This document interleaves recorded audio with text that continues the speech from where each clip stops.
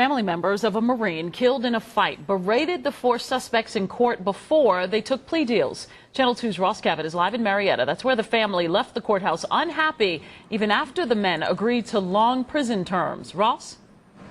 Well, they believe this is a murder case, plain and simple, but the four suspects, defendants in this case, pleaded guilty to voluntary manslaughter and aggravated assault. But they had to sit in court for hours listening to family members vent their anger.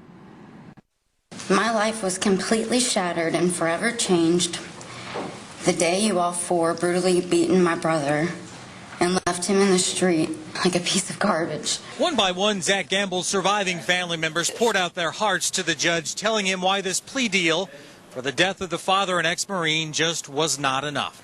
I have stared at all of your pictures online over and over again, asking why.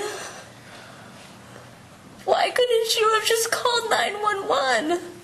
It would absolutely have killed him if it hadn't have, to know that y'all would do him this way. That you would leave him on a cold concrete slab and kick and beat him. Testimony left most in the courtroom in tears, including many of the defendants, especially Terrell Seacrest. He knew Zach since middle school and had invited him to the birthday party that night before something went wrong and the four men ended up beating Gamble and leaving him bleeding in the parking lot.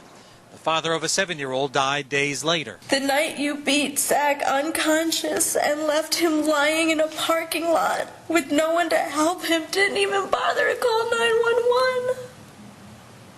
You killed a part of my little boy.